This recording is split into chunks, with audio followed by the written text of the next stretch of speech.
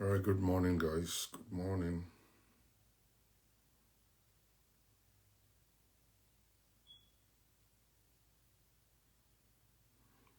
Good morning, people.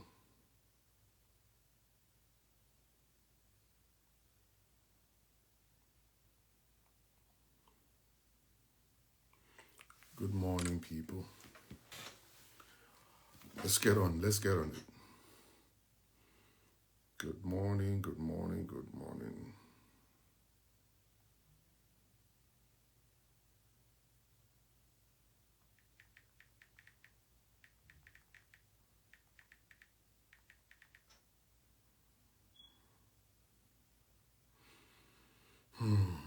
Good morning, people.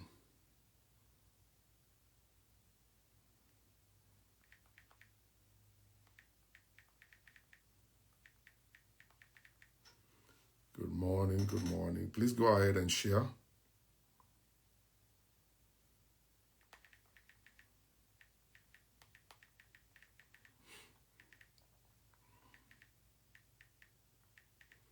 Good morning, good morning, good morning.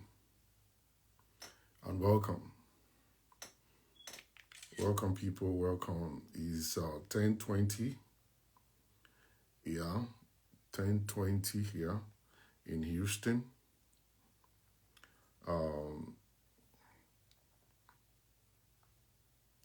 let's invite more people so we can have this very solid discussion this morning. I want us to be able to have this solid discussion this morning. So, good morning, everybody. I really appreciate you guys for always coming around. And I want us to deal with this topic real quick. Let us deal with this topic real quick and just break it down. Let's break it down. Let's break it down. And it's going to be good if I can have people join this live show so we'll be able to discuss and have better understanding and better direction this morning. Okay. Now, people believe that once you leave Nigeria and come to the US or go to Canada or the UK, they always see you, different. They believe you have changed something, which is true. Which is true. It's true. There is no way you're going to leave Nigeria and go outside of the country without changing some certain things about your life. You will definitely change some things about your life. Your behavior is going to change. The way you look at things is going to change. Your dressing is going to change. The way you talk and reason will change. You're going to be... people must see it. They must see it. People will see the difference. It's not just only women. Men too change. We do. We all pass through, we undergo that change once we leave Africa. You see, one thing that I always talk about is that, I see people, when they get to America, they'll still be going to the same church of the kill and go, killing enemy. Koyemi. I'm still thinking about it. So you'll see that some people will change location, but they will refuse to change their mind. Their mindset is still the same. All right? But when you look at Nigerian women, you will see that way back at home, it's possible for them to take nonsense because of the system. The system over there is different from the system over here. And I always warn men. And Nigerian men don't like me. Many Nigerian men don't like me. And they believe that I am empowering women to rule over men. And that's not what I'm doing. What I'm doing is I'm trying to buy peace for these men. I've taken many counseling sessions and I see how these women will come and expose and open up what they're going through. And I see that the men are not really, really wise. If you're wise and you want to keep your home, you will listen to this woman, you'll understand exactly what she's asking for, and you're going to do it. And what women are asking for is very simple. It's not difficult. What they're asking for is not difficult at all. Very simple that they're asking for. Okay? And many of our men don't understand it. They just come with that same mindset of, I am the man, I am the leader, I am the head. And they assume that the woman is the servant or the follower. She must listen. She must follow instruction. And she must do this. And coming from Africa to the US, that's our mindset. We believe that a man should rule. So, but coming to the US, you'll find out that a man is not a ruler. It's not. I have said this many times, and I don't know why men hate me. Our Nigerian men don't like me at all because of this truth that I'm telling you right now. Okay? Nigerian men don't like me, but I'm just trying to buy peace for Nigerian men so they will be able to have peace. They eat their food, they watch TV, they go to work, they come back, sleep with their wives, and everything will be fine. But if you refuse to listen, then you continue to be right there in the same circle, and you'll still be fighting and yelling and trying to control your wife. It's not going to happen. Your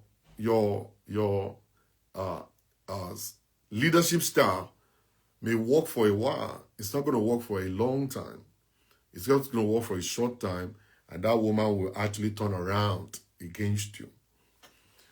What you're putting in that computer is what that computer will give back to you. And I want you to listen. If you do want to listen. Now, we always believe that Nigerian women, when they get here, they change. When they get to the US, they change.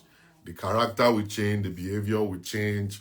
Everything is going to change about them because you have forgotten that the land where we are in the US is a leveler. This place will level you, all right? As a man, you got no power. Your power is in your own hand. If you want that power activated, there are certain things you must to do. If you refuse to do these things, you will never be empowered. You want to rule over your wife is not possible. And that's why you see a lot of black people in jail. Black men in jail. They go to jail like going to Dubai. Okay? And this should show you that, okay, the land that we have doesn't approve, is not in support of that leadership style we're bringing from Africa. They don't want it. They don't believe in it. All right? So, and it's actually in a way to protect women and to protect children. That's why they put this in place for all of us to understand. And I think it's ideal. And I think it's connecting to the will of God. Okay? The law of this land is actually biblical.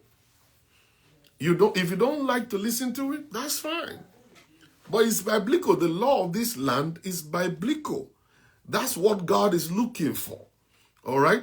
So in Africa, we just behave one kind, just thinking a man is the ruler, he can behave anyhow he wants, and da-da-da-da-da.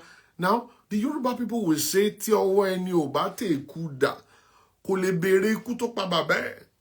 wait until Tiowe Bate Kuda. He is going to ask for what killed his father. He will ask for what kills his father. You cannot be in America and start behaving like a man in Nigeria. Okay? You cannot. Now,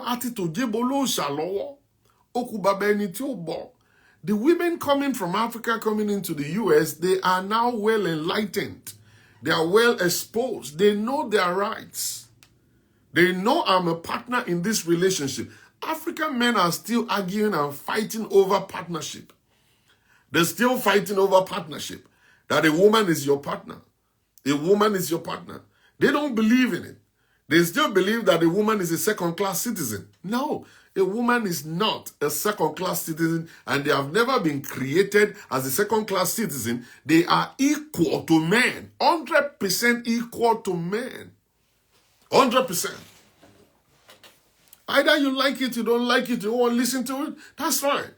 And I know why you're doing all this stuff is because you want control, so that you'll be able to do whatever it is you're doing and just get away with it. That's why you're doing what you're doing. And it's not going to work for you, for real. You want to be able to be free to do what you're doing. You want to be free to boss your wife around. You want to be free to yell at your wife and slap your wife and do all kinds of stuff like we do in Africa. I'm telling you, it's not going to work here. So the women of today in America, they are well enlightened, they are well exposed, they know their rights. And that is why it's easy for them to call 911. Once they call 911, when they come into your house, they are kicking you out. They're kicking you out. And why are they doing that? Is it because they're stupid? No, they're not. They're not stupid. Oh, is it because women are saints? No. It's not because women are saints. It's not because they don't commit crime. No. It's not because they're good. No. It's just the law of the land to protect women. The women that we have relegated to the background for a long time, the women that we have controlled for a long time, the women that we have ridiculed for a long time, the women that we have been abusive toward them for a long time, the law of this land is delivering them from our hands. From our hands. That's what the law is doing. So when Nigerian women come to the US, they go to work. And they meet all these black American ladies. And they meet all these white ladies. And they meet all these Caribbean ladies. And they talk. And the Nigerian women will go back home with that, the confusion. So all of these years I've been a slave.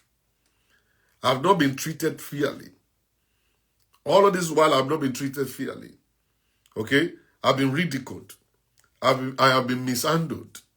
Misused.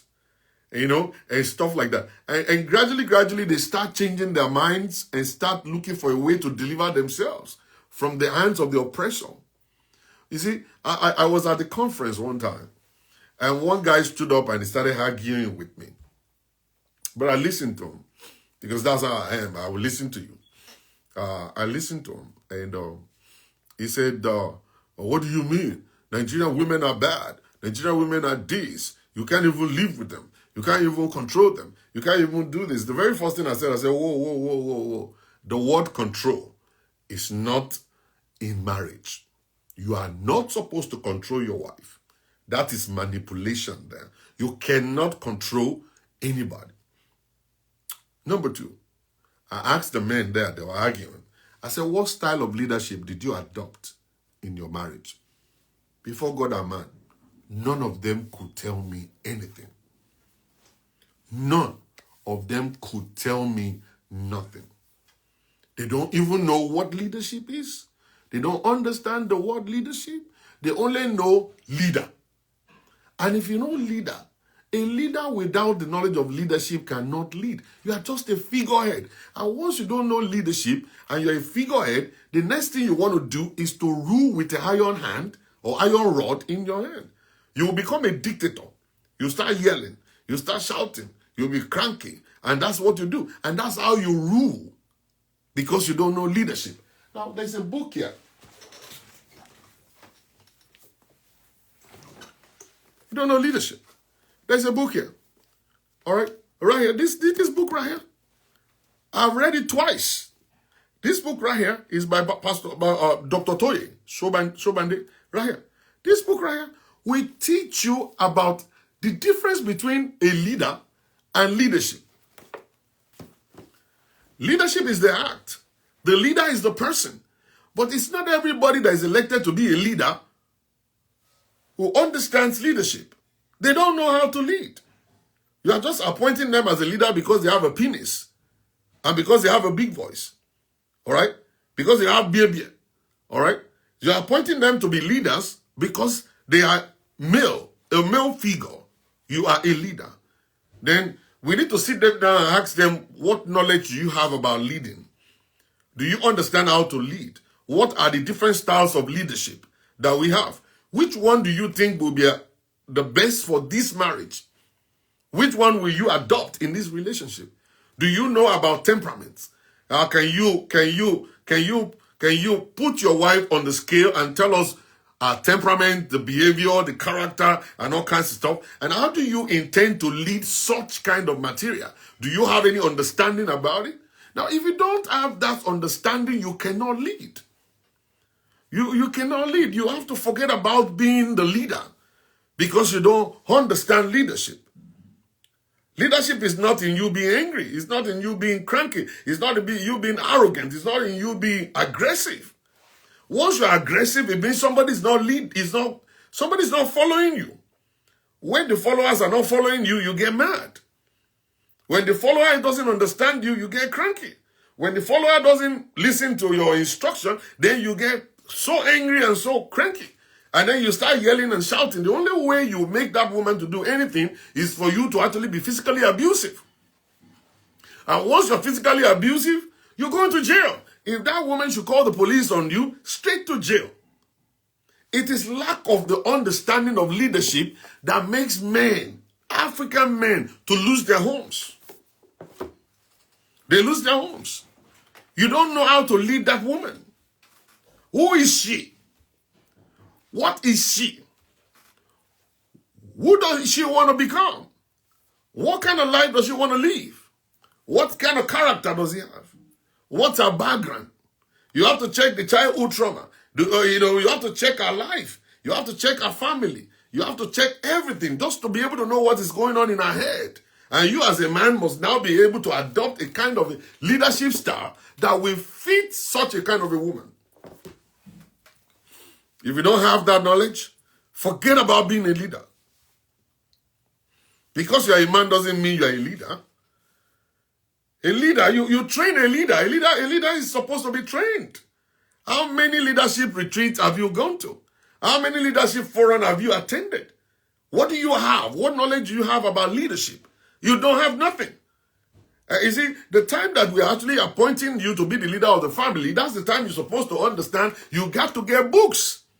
That's the time you're supposed to know you got to get a ticket to go to seminars and conferences. That's the time you're supposed to know that this is a matter of studying right now. I said it yesterday. You see, knowledge is power. You see, you want to have power to control, to lead. You want to have power, insight. You want to have vision. You have to have all these things. It's all about you learning, and you have to be taught. You have to go under the leadership of a person. Every man's supposed to have a mentor. Every man. You're supposed to have a mentor that is feeding you. Never tell me that, I know how to control my own home. You don't have. Marriage is strange to everybody. It's something new. We have never been there before. Some people have been there and they are actually doing well. You need to learn those principles. What are the principles we are applying here? And then we start from who is a leader. And then we go and say, what is leadership? Then we now teach you all of the style of leadership that you have to adopt. Then when you are powerful, a powerful man don't demand for respect. A knowledgeable man don't ask for respect. They command it. It's given to them because they are knowledgeable. It's given to them because they are powerful. You don't have to say, I'm the leader here. Once you begin to say, I'm the man, you are not the man. You are not. And in this US right now, it seems like the followers are more prepared. The followers are more knowledgeable. The followers are more powerful than the leader. And that is why a follower will rebel against you when you are not leading.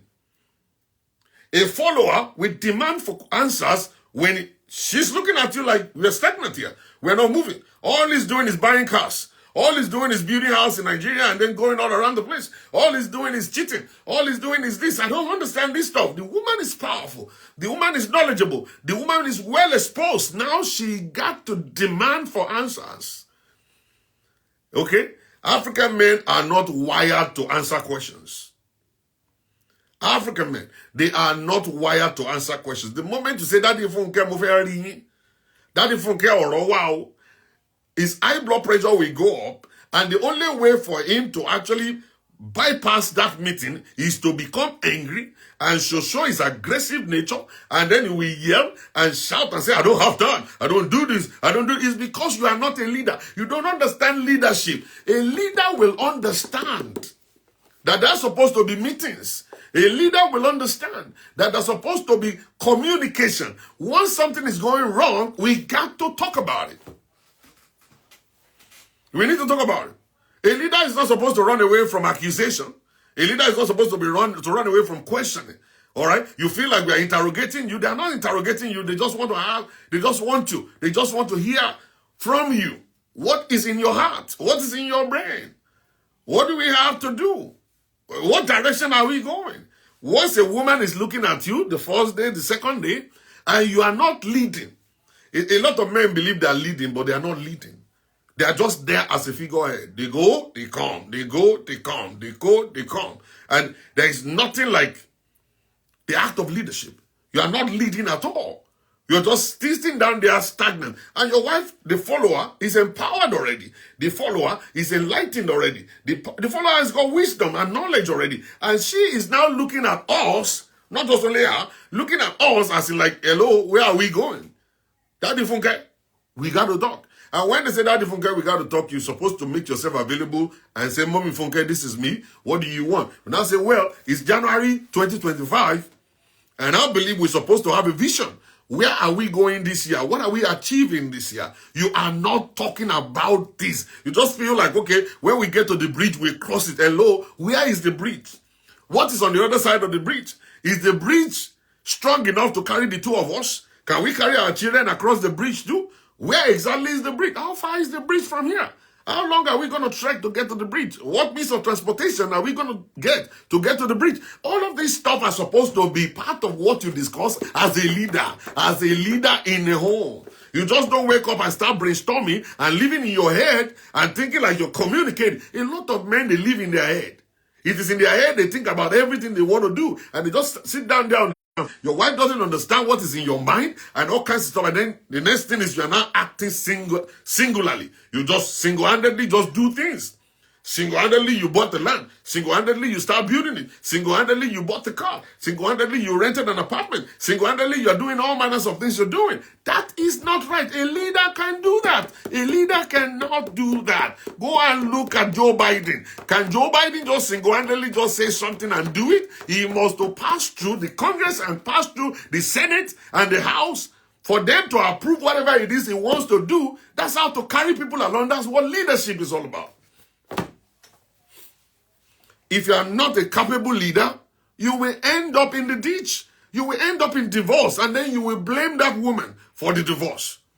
We blame women for divorce all the time. It's not because women are okay. It's not because they are good. I know some crazy women, and I'm telling you like that. You can't live with them. Those men are just, they are just, it's just unfortunate they're married to those women. And so I know women, a lot of women are difficult, okay? But in this case, if you want to get married as a leader, you should know who you are getting married to. You don't just marry just anything. You have to understand who you are, what you're going to be. You see, once you know who you are, what you're going to be, then you choose the right material that will complement your journey. A leader, man. I shared with you guys before. I didn't even know all this, at the time. At the time I was looking for a wife, I had almost about 7 or 8 girlfriends. And me, I love the bang bang jiggy jiggy girls, all those poppy girls, those ones that are just, their breasts will be touching here. They will put the coaster all the way up here, and the breasts will be pointing like this, and their makeup will be like the makeup of a masquerade. And those are the ones I like. I like those ones that will be jumping all around and be doing oh yeah. I like those happy girls. But at the end of the day, I sat down and I came across my wife, and this one is just different from among all of them. And she's just the quiet one, just go like a sheep. I was like, you really gone. I don't like all these sheep girls. Just they go like as if to say they want to kill her and stuff like that. If I tell her lies, you just believe. What kind of girl is this? I don't like this one. But at the junction, I had to think about my life. Then I looked at me. I'm a tough guy. Okay, I'm a tough guy. I can't marry a tough woman. We're going to kill each other and stuff. So I decided, you know what? The best thing for me is to marry someone that is totally opposite of me so that we could balance up. And when I was speaking, Then I picked her to be my wife. And the other ones got mad and stopped. I said, I'm sorry. I picked the right material for my life. And now, whenever I do my craziness, she is quiet. And whenever I'm done, she'll call me. She said, you know, you're disrespectful. And I said, oh, I'm sorry. And stuff like that. Well, I've never engaged each other in a kind of, exchanging words and we're both shouting and we're both yelling. No, that's never happened. And we have never invited anybody to come and settle any quarrel in our home. Never. It has never happened before. We know how to go to the bedroom. I know how to prostrate when I'm wrong. She knows how to kneel when she's wrong. And then we apologize to each other. We stand up, we get out of the room. We continue the life. I understand the material that I want. I know the kind of material I want. I have no idea about all of these things before, but I do understand that the kind of material I need is not a big breast. The material I need is not a big bum bum. All that stuff is not going to work for me. If I am a real leader, I'm not supposed to actually be carried away by big bum bum and big breast, because big bum bum, big breast can never in this world run marriage for me. It will fade away. It's just something of the moment. Something of the moment, man. A lot of men, instead of understanding leadership, they just want to go by the lust of eyes, the pride of life, and the lust of flesh. It is a lot of flesh, lots of flesh that makes you connect with that person you are connecting to. Yeah, I'm telling you, that's the lust of flesh and the pride of life. That's what's making you to do that. When I choose women, I don't choose women because they are fine. I don't choose women because they are tall. I don't choose women because they have big breasts or big bum bum. I choose women because I could see the inside. That this one has got something to offer. And what is this person offering? Yeah. This person and I, we could cross. There is a point of crossing. A point of crossing between me and this person. And then the relationship will be a kind of a benefit for both of us. So you as a leader are supposed to understand that fact. You need to understand it. And then when you now go and carry paminku, you know the paminku and stuff like that. And those are the ones that people always like. Gentlemen always like paminku. And they will just be doing mel. They can't talk. These men can't talk, they can't do anything. But the wife, she is a jigoza. And she'll be the one to destroy the life of the man because the man cannot catch up. All right? There are some women, they are not good for good men. They are good for musicians. And they are good for all of these movie people. You don't marry those ones as a good guy. As a gentle guy, don't marry those ones. There are women that they can never, ever be good for you. And those are the women that majority of you guys always look for. You cannot lead them. They are not supposed to be led. They can't be led. They cannot submit to leadership. They cannot. You can see it right there. You can see through them. The moment you start talking to them, you know this one can never follow my leading. This one can never follow my leading. If I marry this one, I am doomed. And I'm not lying about it. There's so many women like that. Many women. They are super independent that they cannot allow anyone to come into their lives. They will sleep with you. They will collect your money. And they will dump you. You can't lead them. They can't be led.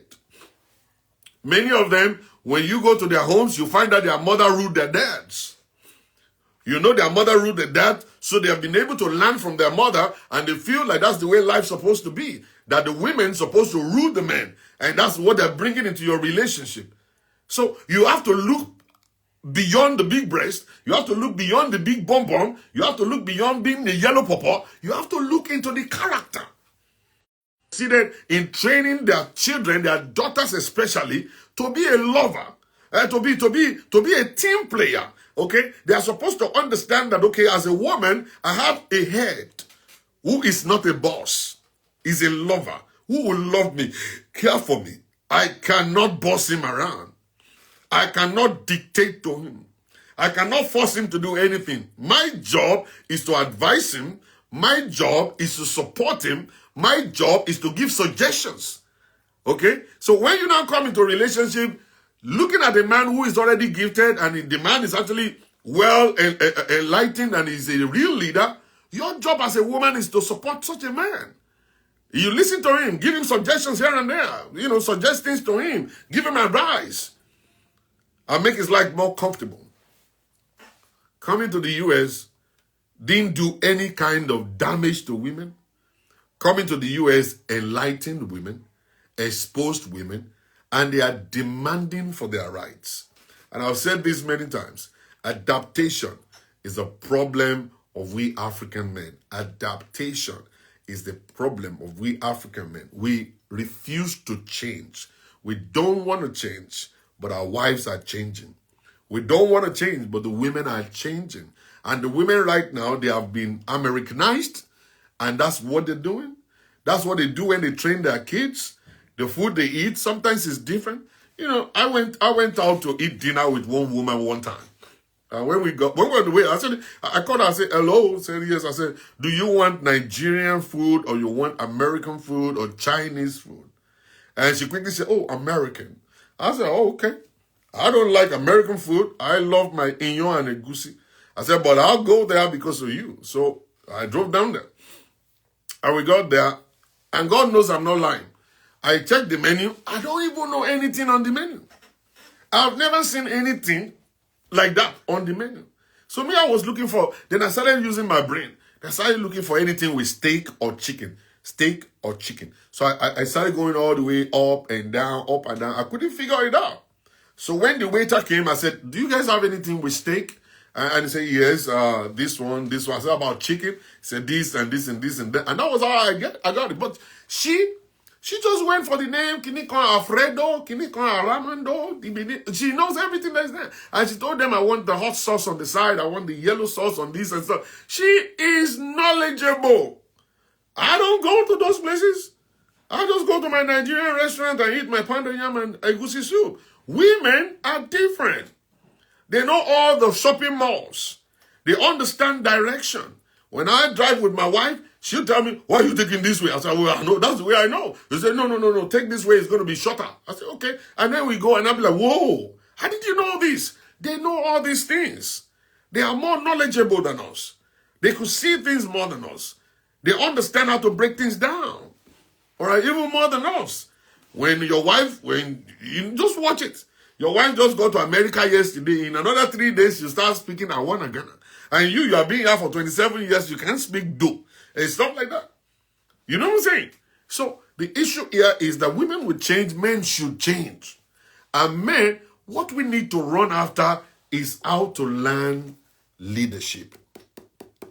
This is what we need to learn.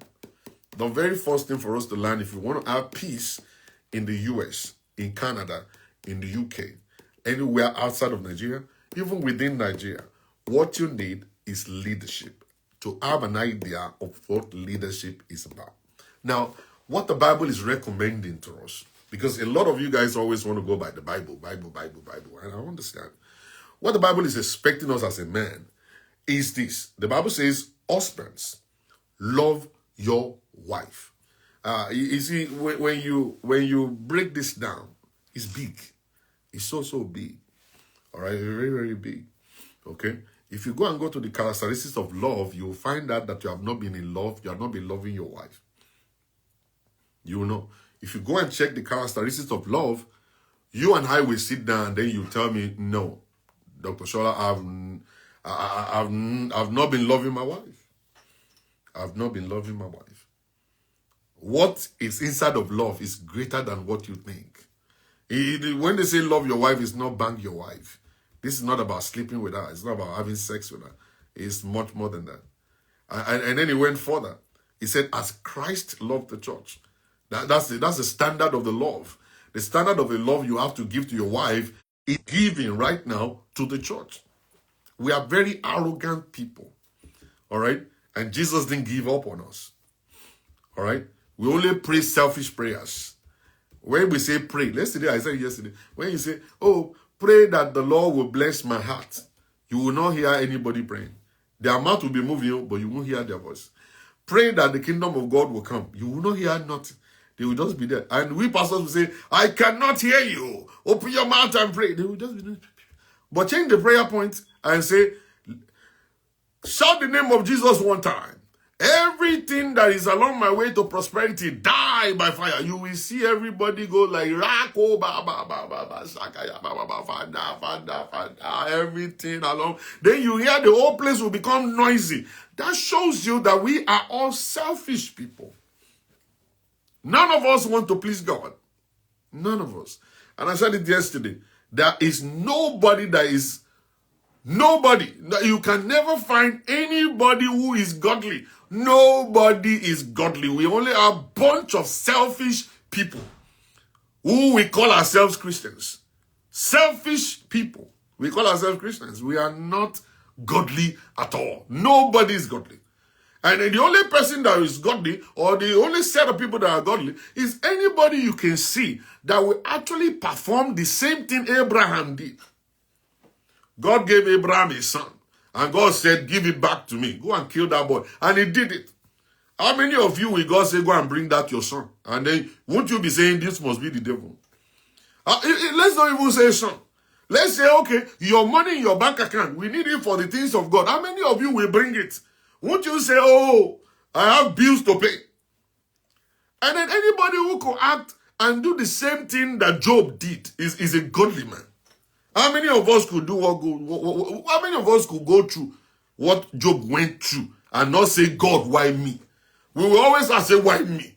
People just say, no. Baba, but was so tight. But they're so tight to the Shebai. There is no God. That's what we say. And then we now call ourselves, we are righteous, we are righteous, we are righteous, we are godly. Nobody is godly. I tell women, please don't look for godly men. You can't find it. You can only find decent men. We can find decent women. Nobody. All those people you see in church, these people, including you, that you go to church, you go there because of what you want to get. You're not going there to serve anybody. Which anybody are you serving? You're not serving dough. They say, hold your hands and pray for the person that you're holding. Say, Father, bless this person. We won't hear nothing.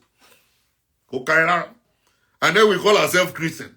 We only go to where they pray. And once they go to where they pray, it must be emotional prayer. It must be prayer that's actually killing the devil. Or let the heaven be teared up and rain blessing down. Or maybe every demon die by fire. Or every family causes and clinical causes die by fire. That's where you go. And it's because you're selfish. You don't love God. You don't love God. Go and read the Lord's Prayer. Go and look at what the Lord's Prayer is saying. Go and look at it. You will see the template of prayer. That's how Christians should pray. You don't have that. Very selfish people. We are all selfish in nature. That's where you go to. Anywhere they are praying emotional prayer, that's where we see you. And then you call yourself a godly person. Because you jump from prayer line to prayer line doesn't make you a Christian. Because you go to church doesn't make you a Christian. A Christian is in action. It's in your action, in your attitude.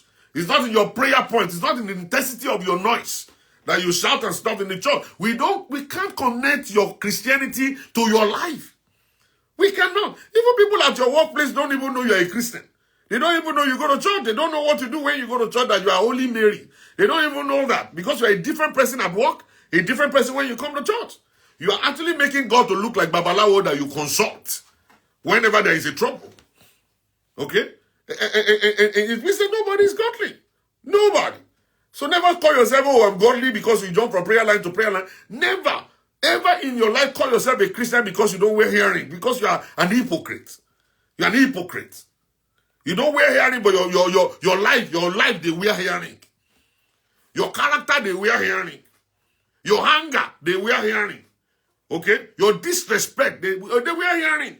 Go and offend the people that don't wear hearing. Go to CNC. Go and offend the ones that don't wear hearing. Go on the daddy chair. They can never forgive you. They will fight you to finish. I'm not kidding. So what kind of lifestyle is that? Is that the lifestyle of Jesus? Is that what Jesus Christ wanted for us? Is that what he was asking from us? You know, the last instruction of Jesus when he was going to the disciples are you. They get back to you.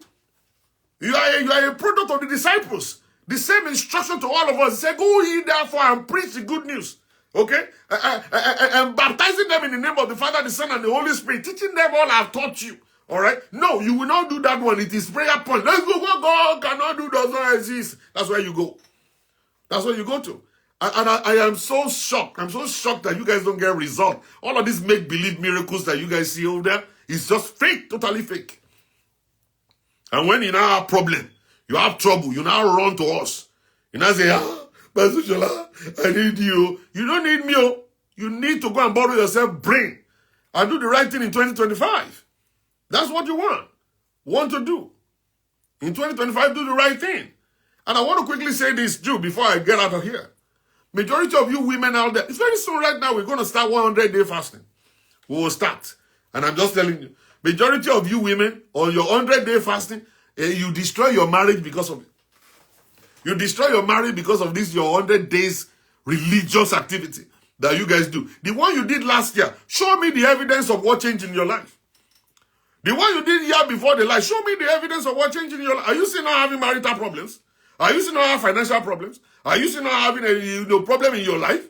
Are you not having health? You're going to take anything. You are just religious. You are not spiritual. It's so funny the way we act in Nigeria. We are just one way direction. The moment you go one way, that's where you stay. Instead of you just borrowing yourself brain and just study something different. Listen to other preachers and say, oh, life is changing. Yes, of course, life is changing. Life is no longer like it used to be. It's totally different. We understand the scripture better now. We know exactly what is happening right now. But you need to go and stop being one-way directional and do the right thing.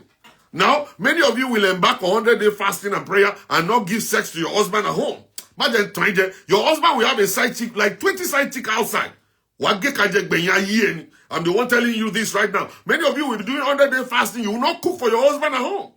Okay, you won't cook for your children at home. You'll become only Mary going to church from morning till night.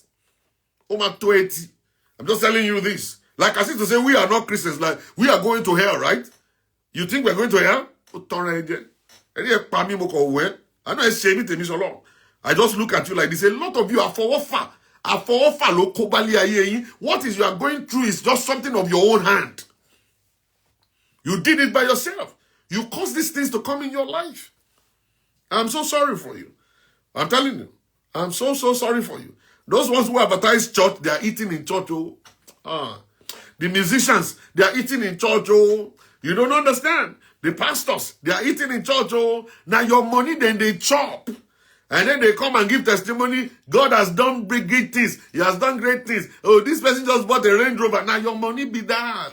What do you get? You don't get CC. You don't get nothing. Now your couple when they collect from you, those musicians go come and sing in your church. They get 2 million, 3 million naira. Every time they come and sing in your church. Every time they come to concert to come and sing in concert, they get 4 million, 5 million. All right? Now your money, what do you get? CC, you don't get. They're just bunch of emotional people. You go to concert and go to conferences and stuff because they are singing one emotional song, you two will be crying. Crying over what? Tell me what you're crying over. Tell me that musician that just finished smoking Igbo somewhere now came and sang an emotional song to you, and then they collect offering and collected all your money and stuff. They give that man 5 million naira. 5 million. And you don't have 5 kobo. You don't have a house, you don't have a car, you don't have nothing. And you still all of you guys went to experience. Experience 25. You went there. Good. When they were coming back, you borrowed money to enter transport back home. What has changed in your life right now after experience? Nothing. You know what changed? Experience guy. Pastor Adefarasin became a billionaire. Made more money on that stuff.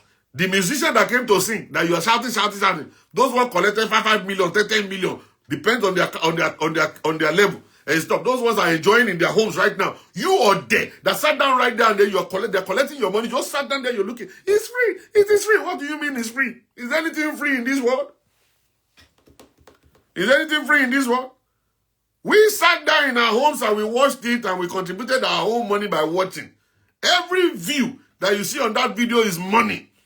And they made their money on you. And then you now begin to come on social media to come and toro. Please, my daughter is sick. I need to go to hospital. When they are teaching you principles of how to make money, you never listen.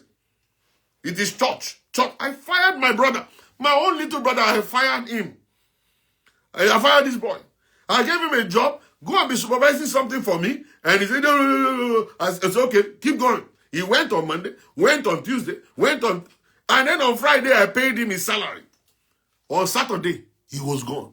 I didn't see him again. Now, I called him and said, hello, Ogbeni, where are you? He said, oh, I went to church. I said, for what? Now, church pay you money. Now, the church pay you salary.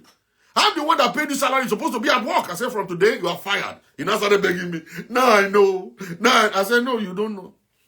You must have paid tithe from that money, right? Say, yes, sir. I said, good job. Good job. Now you're fired. You are fired. I'm sorry. You can't work for me again. No. When you're supposed to go to work, you go to work. There's time for church. That Saturday is not time for church. It's time for work. And you can't tell me, oh, you are good. You think you'll tell me because you went to church, I'm going to forgive you. Forget about it. They don't forgive me when I go to church. When my job, when I come my job, they say, hello, I'm going to church. I won't come to work. They will just fire you. If you don't learn something quickly, experience will teach you. All right? You don't have to go to church when you're supposed to be working. I noticed that when I was in Nigeria, we will be calling meeting on Wednesday. Wednesday prayer meeting from 12 o'clock in the afternoon all the way to 6 in the evening. All the way to 6 in the evening. You know what I'm saying? So you're supposed to be in your own marketplace. You're supposed to be in your office. You're supposed to be places where you're supposed to be working at to church to go and say, oh, Father, the customers have come, they've gone. They actually went to the next street to another person. That next street person just bought a car because you are stupid. Because you are so very stupid. I see people 6 o'clock in the morning. They go to early morning cry. Cry for what? What are you crying for? Now who die? Now who die when they cry for? Early morning cry. For what reason?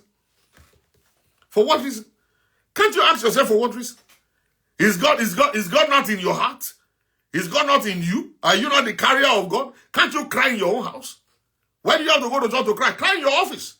Cry in your shop. So that when customers are coming, you wipe your face, you go and attend to customers, you make the money. All right? Instead of you now going to church. And the reason why they're actually locking you up in church is the 100 days fasting that they're doing for you. Every day you go to church, you will give offering. Either you like it, you don't like it. You must give offering every day you go. And think about it. 1,000 in 100 places. Do you know how much that is? That's 100,000 naira from you alone. Multiply you mumus, all the mumus, 5,000 of you. Multiply that with 5,000, all the mumus. Multiply it. You see how much that is? You see how much that is? You see, family life is very important. Once your home is not at peace, no matter the prayer you pray, you can never enjoy peace. You must focus on your marriage. Let your marriage be at peace. Service your husband. Let your husband service you. Be nice to your husband be nice to you. Reach a kind of agreement to live your life together in a very good way. And you see how you're going to be moving.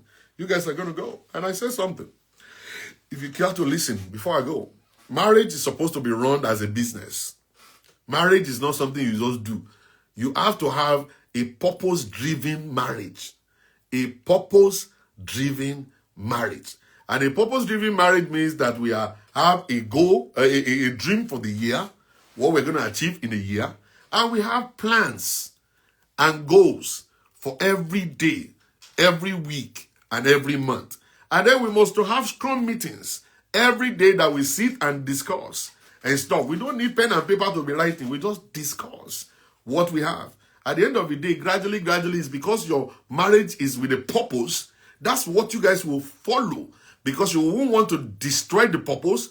And then it will make you guys to talk all the time. And you'll be able to settle what quarrels that you guys are having, all misunderstanding and individual differences. You will settle it. And then you keep moving. Because there's a goal. There's a goal ahead of you. A goal. We want to achieve this. That's what we will target. That's what we keep on moving with. That's what we focus on. You will not look at the right, the left. You won't look at someone saying, hey, Folaka is doing this. Funke is doing that. Nothing concerns you because there's a focus. There's a vision that we must to make sure that we actualize. Easy? That's it. I'm telling you. You see it. And you begin to see it. And that's what you focus on. And your husband won't even have time for malice. Your husband won't even have time to be aggressive. Won't even have time to actually be quiet because there's a goal. We set a goal. We must achieve it. Once you achieve the first year, the second year will be easy. You keep moving. And whenever you guys go on vacation, you bring out the file and look at what you guys have achieved together. It's all about achieving it together, not achieving it individually. So you'll be happy. The two of you will be happy you guys are actually achieving things. achieving things. You're achieving things. You're achieving things. Then you set new goals. Then you set new goals. Then you have new vision. And you keep going. 15 years, 20 years, you're still going. And you're seeing the result of what you guys are doing. You see that result. It's going to come up. And that's what we gladden you. We don't celebrate efforts. We celebrate achievement, results. So once you see a result, you too will celebrate that result yourself. You see what you guys are doing. And like I said, children, they are not the blessing. They are not the profit of marriage. The profit of marriage is if somebody should die among the two of you, the second person will actually be on her feet or his feet. It's not like, okay, she needs to now start jumping from bed to bed trying to look for someone to pay her bills. No. That person will stand. If you refuse to invest in your wife, by the time you die, your wife will jump from bed to bed. She will become a beggar. She will say, I'm a widow, I'm a widow. I always tell people when they come to me and say, I'm a widow, sir. Can you help me? Widow with 3 kids. I say, get out of here. I'm a tough guy. I don't have time for all this nonsense. Now, why am I saying this? Oh, Pastor, you are not actually nice. I am very nice. What exactly were you doing when the man was alive? Were you building your life when the man was alive? Is that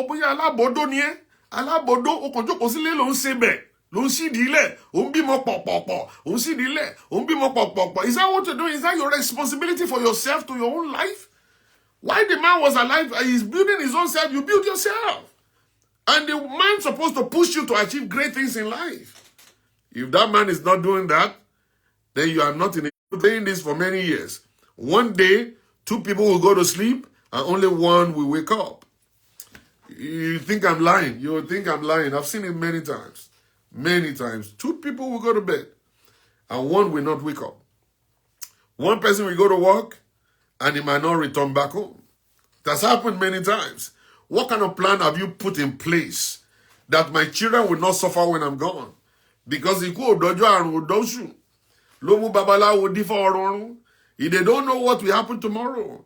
So it is today that is a gift to you. It's a blessing today. Then plan for the tomorrow because you don't even know maybe you are going to live to see tomorrow. So because I don't know if I'll see tomorrow, I have to plan. I have to do payment. I have to do, mutual fund account for my kids.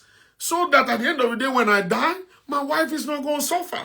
Or if my wife should die, I'm not going to suffer. The kids are going to be taken care of. Helen Paul, how are you doing, my dear? Prof, how are you doing? You know what I'm saying? I won't suffer. All right? My investment is going to be known to my wife. My wife's investment known to me. So that by the time something happened to me, my investment will not be hidden. It's not like I built 2 houses somewhere that my wife, they're going to know all these things. And that is how we rock marriage. 2 people will go to sleep. Only one will wake up.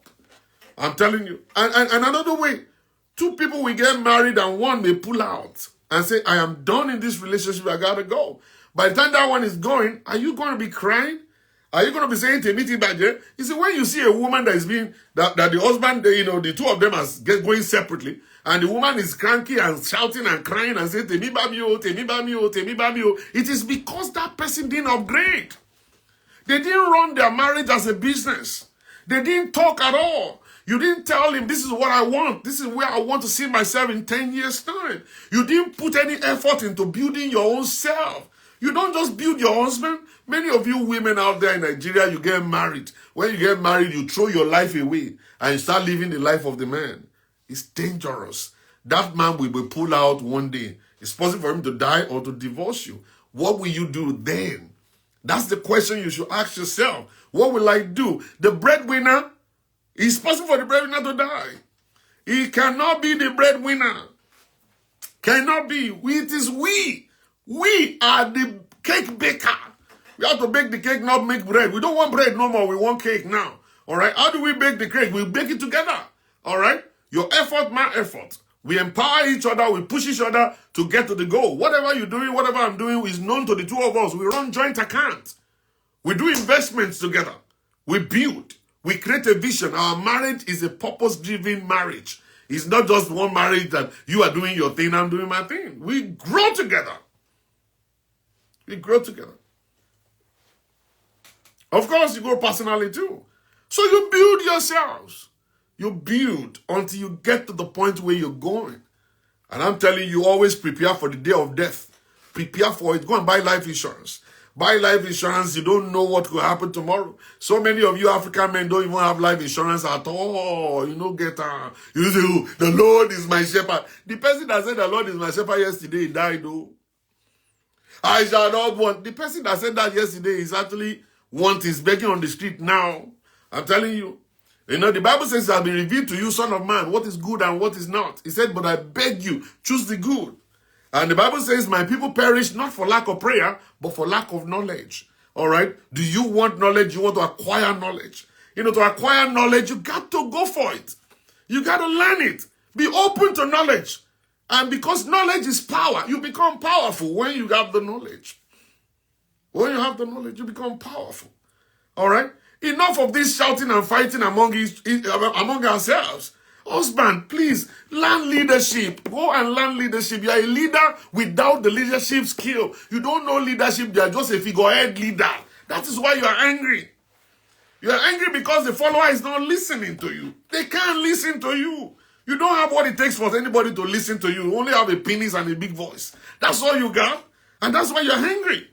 That's why you're angry like this. Learn leadership. Women, please, please, support your husbands. Push them. You are not supposed to push them anyway because I don't know what a man is doing. Why is he not pushing himself? But a man should push himself. You should know your role. Know your role. I'm a leader. To be a leader is not a joke. Look at Buhari today. You know what Buhari is taking? That's what you're taking. All right? And I said this before too. When a company is not doing well, we say the CEO is not working. When a church is not doing well, we say pastor is not doing his work. Oh. When a school is not doing well, principal is not doing well. Oh. When a classroom is not doing well, they say the professor is not teaching well. Oh. Why is it that when marriage is going down, we don't accuse men? It is the man. When the marriage is going down, the man is not doing his job. He's not doing his job. You as a leader are supposed to do your job. You can't allow your marriage to fail. That's why you go and be learning how to lead your wife. You learn patience. You go for anger management. You go and train yourself, make more money, find 5 different streams of income. In case one is not coming, another one is coming. A broke man cannot be a leader. You can't be broke and say, I want to lead. Your wife is not designed to pay bills. And you relax and say you are driving Uber. What kind of stupid Uber are you driving? When your wife is actually a nurse practitioner and making a lot of money, you should encourage yourself and push yourself. Push yourself. Push yourself. Push yourself. Encourage yourself. Look at yourself in the mirror and tell yourself, Shola, this is not the way you should be. I got to do something greater than this. I need to empower myself. I need to do something greater. And tell you, and if you cannot do great things, do small things in a big way. I say this all the time. So what you need? Leadership. Leadership. Whenever you see a poster about leadership, attend that meeting. When you see a conference, a workshop about leadership, attend it. But don't attend with a closed heart. Don't go there with your ego. Don't say, I can take care of my family myself. No, don't say that. Be open to learning. My people perish for lack of knowledge. All right? You open yourself to knowledge. Tell yourself, I have to acquire knowledge. Knowledge is what I need. I need wisdom also. But you can't be wise without going through. You have to go through issues. They become wise. All right? Knowledge. You acquire knowledge. You buy it. All right? You don't go for it for free. You buy knowledge. Whatever you want to achieve in life, you go for it. You buy knowledge. And once you become knowledgeable, you become wise. You will find out your wife will follow you even when you are done, that you know exactly where you're going.